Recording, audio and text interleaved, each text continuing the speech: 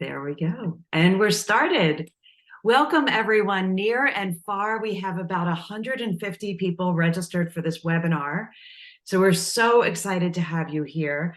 We have people, I was just looking at the registrations before we started this, and we have folks from New Zealand, Spain, Canada, of course, the US, Korea, lots of folks from Australia are here. We have Indonesia, looking at my notes here, Great Britain, Turkey, France, Denmark, Russia, Ireland, Bangladesh, South Africa, Taiwan, India, and Singapore. And that's just the first 18 pages of registrants that I had a chance to look through. So welcome everyone around the world. If ever you felt like you were the only one with hyperhidrosis, I hope today lets you know that you're not, that we're a global community and we're here to help each other out. And today we have Niquette Hunt, and she is the CEO and founder of Candescent. And we are going to ask her all these questions about their new product for hyperhidrosis and sweat management called Brella. And I should back up and introduce myself. I'm Lisa J. Pieretti, the executive director and co-founder of the International Hyperhidrosis Society. And I'll be your host for a third International Hyperhidrosis Society's Ask Me Anything webinar. The other Ask Me Anything webinars are posted on our YouTube channel, so go check them out. They're on oral medications and mirror dry and lots of other things. So check out our YouTube channel. We have lots of help there. Today, though, we are having a total focus, a laser focus on Brella with our dear friend, Niquette Hunt. Thank you for joining us, Niquette. Well, thank you so much for having me, Lisa. The International Hyperhidrosis Society is such an important organization, and I'm thrilled to be here to talk a little bit about Brella. Thank you. Also with us today is Angela Ballard. She's a nurse who has worked with the International Hyperhidrosis Society since we started 20 years ago. And she will be helping with your questions live. So she'll be helping with your questions that you pose. You also added lots of questions when you registered, and we'll be covering all of those in our conversation today. We're recording it live, like I said, and we will add it to our YouTube channel.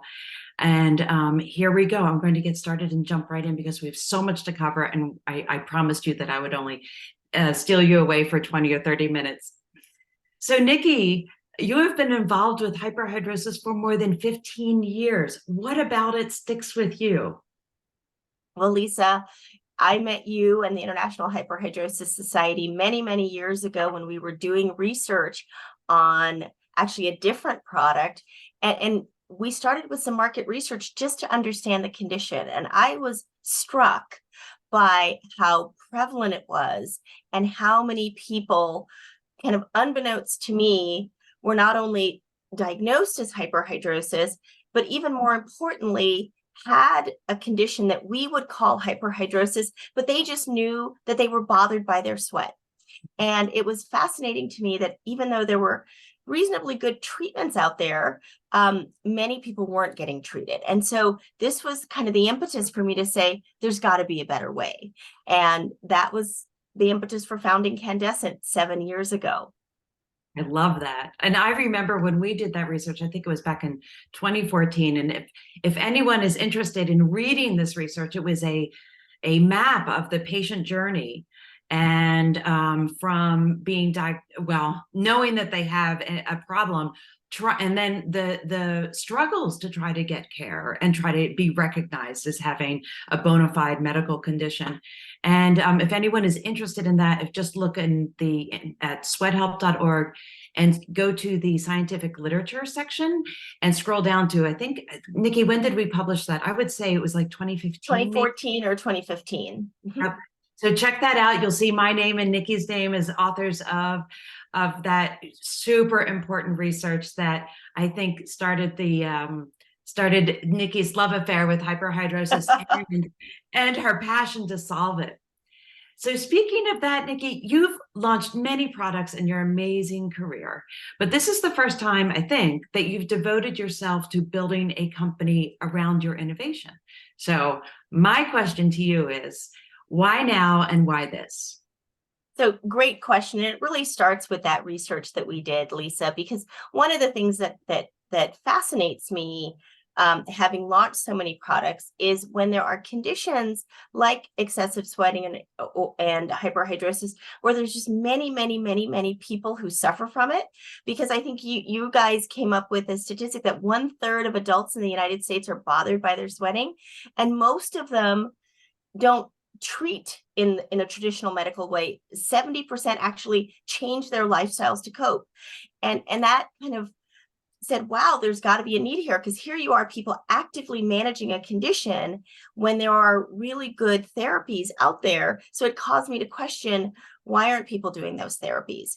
And as I really understood the market and the therapies better, while all of them work really well, many of them have some downsides. So as we developed what has now become Brella, we knew that safety and efficacy was a bar, because it's a medical device, it's an in-office treatment, but we also had to be accessible to all patients, so affordable. We had to have no downtime or minimal downtime. It had to be comfortable. It had to be something that could be convenient to get treated, and minimal discomfort. And so we needed to have all minimal side effects. And I think we've accomplished that with the launch of Brella. I love it. I love it. And so I have this question ready for you. So, and I think you're sort of answering it, but I want to put a finer point to this. So what do you think is the differentiating aspect of Brella? In other words, how should we think of it in relation to other treatments for managing bothersome or excessive sweating? Well, I think the first and foremost, it's yet another tool in our armamentarium. It's yet another tool for both physicians and patients or consumers to look at when they're looking at, how do I want to treat my excessive sweating or hyperhidrosis. So first and foremost, we love that there are many options, and we're just happy to be one of the many great options for this condition. I think our differentiation is that we're a very simple and straightforward procedure. It doesn't require needles or anesthesia or any of the invasive modalities that sometimes, which work well, but they're invasive, that sometimes are involved. We're a topical, non-invasive patch. So it literally is a patch that is used in the procedure, that goes under your arm for a period of about 3 minutes per side. It's administered by a clinician in a clinical setting. And the entire procedure probably takes somewhere between 15 to 20 minutes from end to end. By the time you're prepped by the clinician, the patch is put on and then taken off. It takes about 20 minutes for so it's relatively short and straightforward. Nikki, I'm going to slow you down a little bit here, because you know this so well, and we have these little nitty-gritty questions about the patient experience, like. So, for example, we always hear that dermatologists treat hyperhidrosis, but I think the beauty of Brella is that it seems so straightforward, like you were saying. It's simple. Must it be a dermatologist, or can other practitioners provide treatment with Brella? And I'm glad I'm asking you this question, because there's a doctor listening right now, and she had that question also. Absolutely. So yes, this is a fairly straightforward procedure, and it can be administered by any type of clinician. In the United States, it really varies by state what type of clinician can administer Brella. In some states, it can be nurses and physician assistants as well as physicians. And I should probably back up a little bit just to tell you a little bit more about the technology and how it works, because I'm describing it as a relatively simple product, but it comes in the form of a patch. And it's hard to show a patch when I have a Zoom background, but it's literally a patch that fits on an oval patch that fits exactly on the underarm. And that patch is comprised of pure metallic sodium. And sodium is one of the alkali metals. And for those of us who remember chemistry, and don't worry, I didn't, sodium, when it interacts with water, creates a thermal reaction. And our insight when we started Candescent was that if you limit the amount of sodium and you limit the amount of water, you get a very targeted deposition of thermal energy or heat exactly where the water is. And so in the case of underarm sweat, when you dry the surface of the skin and place the patch onto a dry underarm, imagine my fingers are sweat ducts, my fingers are sweat duct, and the patch sits on top. On a dry underarm, the sweat comes up to the top of the sweat duct, and it sits at the very, very tippy top of the surface of the skin. So when that patch comes into contact with the water and sweat, it creates a microthermal injury right at the site of that sweat gland. And that is enough energy to inactivate the sweat duct for a period of somewhere between 3 and 4 months. So the patch covers the entire underarm, and you have many, many sweat ducts, and every single sweat duct that is actively sweating will get a deposition of thermal energy, which is why you get the overall reduction in sweat from the Brella patch. Got it. And so that in that period of, 3 months or so, that sweat duct is, it's inactive or it's kind of not working, and then gradually it kind of heals itself and it's like starts pumping out sweat again, kind of a thing. It does. It's a microthermal injury. So like all, the body's an amazing thing and it will heal itself. So over the course of that 3 months, you will get some healing, and therefore you will begin to sweat gradually again. And then it can be repeated as many times as your physician would prefer.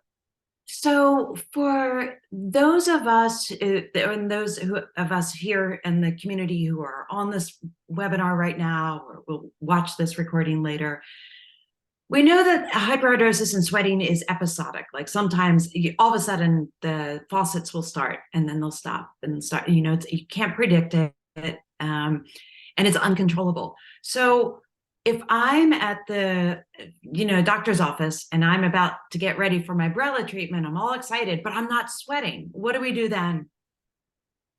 Well, we've provided clinicians with tips and tricks to get people started sweating. And what we found in clinical practice is that once someone starts sweating, they tend to continue sweating. So we just need to kind of give them a little tweak or a little nudge, and then you can get the sweat started. But Lisa, you raise a very important point, is sometimes people get so excited to be treated that they may not be sweating at that moment.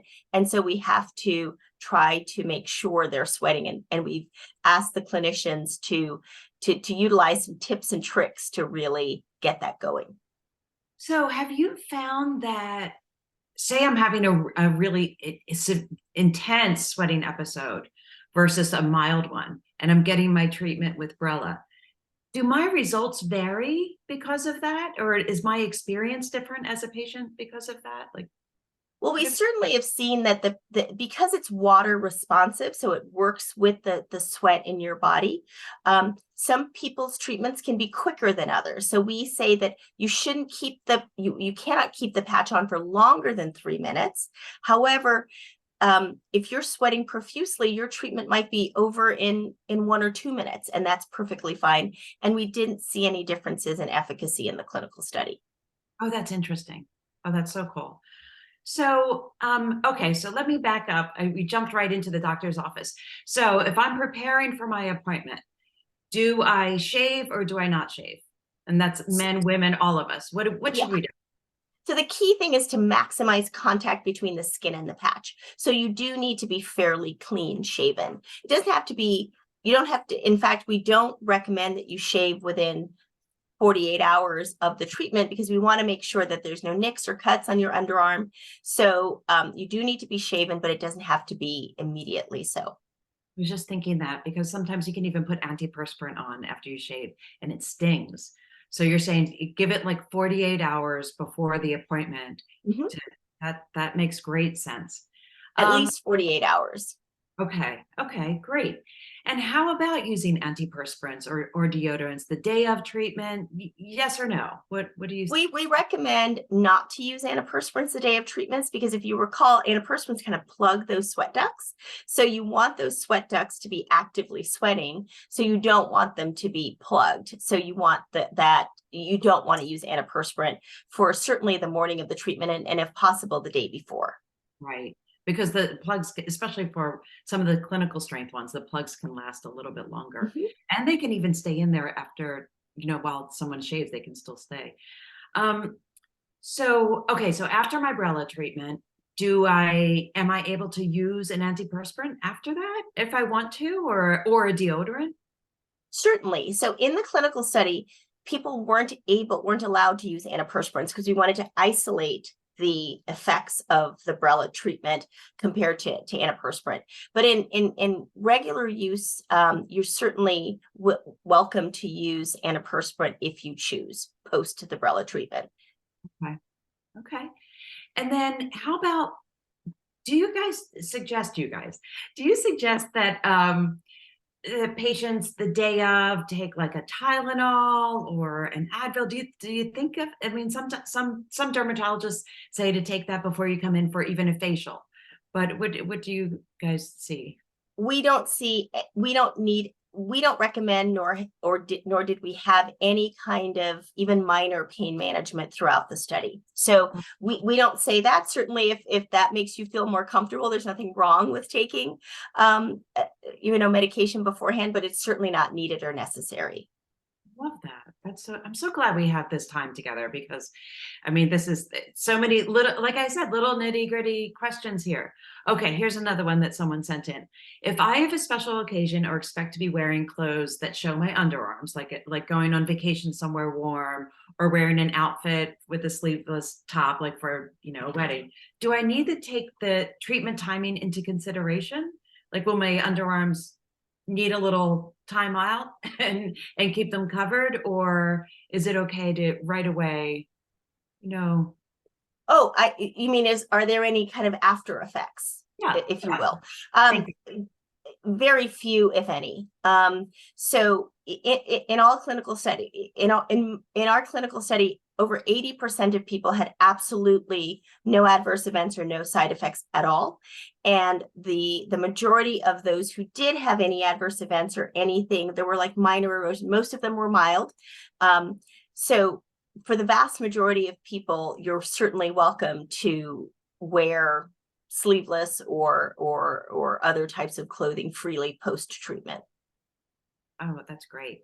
So it sometimes, if say somebody does get a little redness or a little rash, is there anything that like a dermatologist would recommend that they do? Or So we didn't even see that, right? right, we in our clinical study, the dermatologists, and most of them were dermatologists who conducted the clinical study, the vast majority of them didn't give any treatments for any of the redness. It just went away by itself. Wow, incredible. So cool. Okay, so while the patch is on, and I'm in the doctor's office and the patch is on for about 2 or 3 minutes, how do I know it's working, and how do we know when it's done? Is it tingling? Is it warm? Does it change color? What's going on? So the clinician can feel a warmth on their side of the patch, which is the outside, and the patient usually says things like it tingles, they feel prickles, they feel pins and needles. There's a whole host of ways that people describe the sensation, but it's generally not considered painful, but you definitely feel like there's something going on. And then the treatment is over in that 3-minute period. That's great. And you know what? We probably, I don't know. There's a psychology that you want to feel like something's going on. Absolutely. Absolutely. You're like, oh, it's working. How long after the treatment do I see results? I mean, some other treatments, they take a while for the results to come forward, but what about with Brella? So in the clinical study, the first time we measured efficacy was at a week after the treatment, and that's when we definitely saw the efficacy. Now that we've launched in the United States in a limited fashion, most practices are reporting that patients see efficacy somewhere between 3 to 5 days post-treatment. Oh, wow. Okay, great. So this is all good for us, like if we're kind of planning this out for a special occasion. Mhm. What if, so in the rare occasions, I guess it's rare that I feel like it just didn't work or it didn't work. Should I get another treatment? And if so, how long after the initial treatment should I get this second one?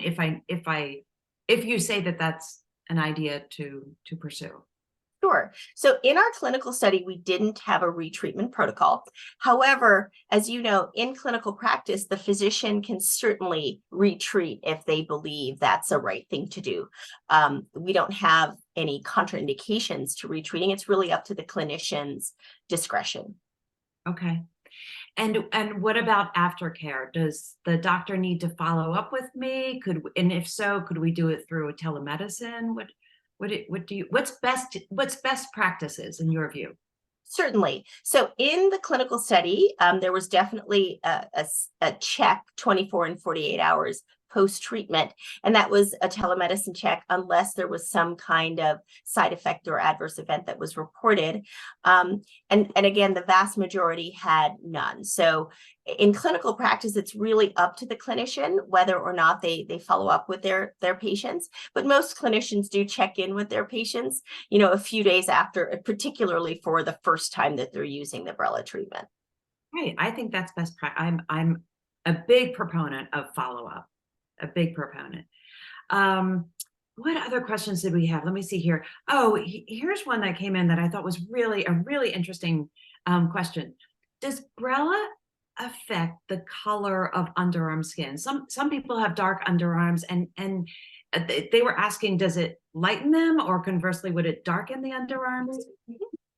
So in our clinical study, over 40% of our participants were darker skin types 4, 5, and 6. And we saw absolutely no hypopigmentation. That means skin didn't get darker or lighter. So we didn't see any change in underarm color in our clinical study. Okay, so there we go. So it was really, equally effective for all skin types. That's great. And does the Brella, now this one I'm really, really curious about. Does the Brella treatment affect underarm odor or hair? Because then those questions came in a lot and when people were registering for this. So everyone is really curious about impacts on odor or hair. And maybe you don't know yet, but we'd love to know.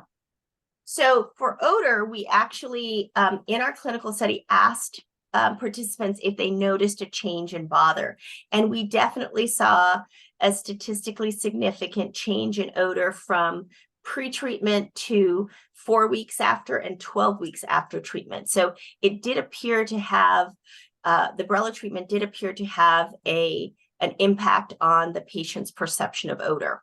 We did not, because the patient shaved, we did not study any impact on hair growth. Okay, maybe to be determined. We would love to know.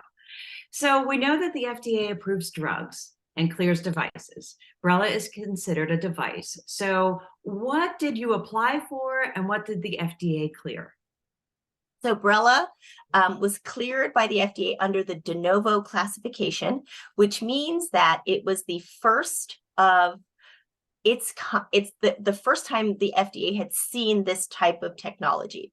And what that means from a practical standpoint is they put us through a series of preclinical bench testing as well as human clinical testing to make sure that the product was not only effective, but more importantly, safe to use. So there is a very large database of safety and efficacy data upon which the Brella product was cleared. And it was cleared earlier this year in April.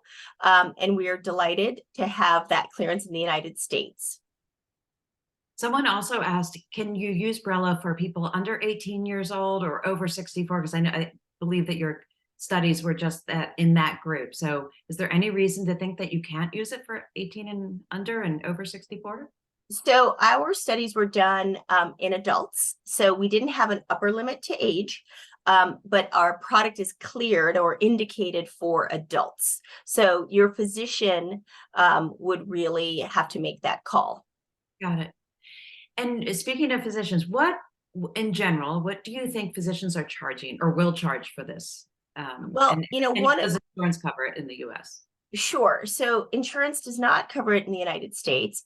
And, we set the price to the physician's office, but the clinician sets the price in their local markets. And what we've seen in our goal was to make this treatment very accessible to as many people as possible. So what we're seeing in the marketplace is treatment prices somewhere in the maybe high 300s to about $500, depending on the part of the country. Okay, got it. So I have two big questions for you. We only have about 5 minutes left, but I definitely want to ask these two. One, do you see Brella perhaps in the future being used for treating other focal areas like hands or feet or other areas? And also, do you see it perhaps being extended outside the US for use there? Two big questions. Over time, both of those answers are yes. We are currently in the process of putting together our clinical plans for 2024 and beyond, and we certainly want to study other focal areas because we know that people not only sweat under their arms in the axillary area, but as you said, the hands, the feet, the face, and many other focal areas. So we plan to study that. And then we also plan to expand internationally, probably not as soon as the next couple of years, because we're a relatively small company, but that would be the goal eventually, yes. That's great. So we're super excited, and we hope the IHHS community can be part of that expansion. And we have so many people who would love to be part of clinical trials. So please tap us on the shoulder so we can make that offer available to our folks. Angela, is there anything else that we did not cover in our last couple of minutes before we go to the lightning round? Yes. So we had a question about longer term side effects, because recognizing that one would need to have this treatment multiple times, because hyperhidrosis is typically a chronic condition. So what do we know about using Brella over time? So Brella wasn't studied over time. In our clinical study, we treated it once, but the side effect profile suggested that there was no lasting side effects, that all of the side effects that we saw in the clinical study were transient and resolved without any long-lasting issue. We call it sequela. So there was no long-term effect, so we wouldn't expect that. Great, thank you. And then we had a question sort of comparing, I know they're quite different, Brella and antiperspirants. And I think the point of the question, is there any aluminum in Brella? No, Brella is made up entirely, the active part of Brella is made up entirely of sodium. And it's held together by an adhesive patch, which is a very standard medical grade adhesive. So there's no other ancillary ingredients in the Brella patch. Okay, great. And I know we have time for one more, Lisa, or no? Certainly. Well, let me ask this one, because I just saw it pop up, and I know this is on the list. For patients who want Brella and for healthcare providers who want to offer Brella, what's the next step for accessibility for both groups? Sure. So we are just in the very early stages of our launch. We'll be launching more broadly, excuse me, early next year. But we on the mybrella.com website have a find a clinician function where every clinician in the United States who is offering Brella is listed. So everyone can go and check out the mybrella.com website for our Find a Clinician. And for physicians who are interested in carrying Brella, I believe that there is a contact us button on our website that we are happy to entertain your requests. Okay, wonderful. Angela, last one. You just covered it, so that's perfect. Thank you. Wonderful. Okay, lightning round. Nikki, just a quick question, because I want everyone to know you as a friend, like I know you as a friend. What is one myth about hyperhidrosis or sweating that you would most like to bust? that it can be treated and it can be treated effectively, and you're not alone. I mean, I think that the whole concept of, you know, everyone sweats and 1/3 of us, that's 1/3 of us are bothered by it. And now there's a treatment that's really accessible to everyone who's bothered by their sweat. So there's nothing wrong with you. It's just that your body sweats a little bit more than others. And so there's an answer for you. You don't just have to change your clothes or take extra showers or wear dark clothing. There's an answer where you can actually get a treatment that's efficacious that will help stop that bother. Well, thank you so much, Nikki. I'm going to leave it there. I think this was excellent. Thank you so much. I know what your superpower is. Your superpower is innovation and caring about hyperhidrosis. So thank you for being in this world of the International Hyperhidrosis Society and with Candace and Brella. We wish you great success, and we will be watching your success and bringing you back on to answer more questions from us. Absolutely. And Lisa, you and the International Hyperhidrosis Society have always been a great partner and friend to me, and a partner and friend to Candace and Brella. And so we are thrilled to continue our relationship as our product unfolds. So thank you for giving me this opportunity.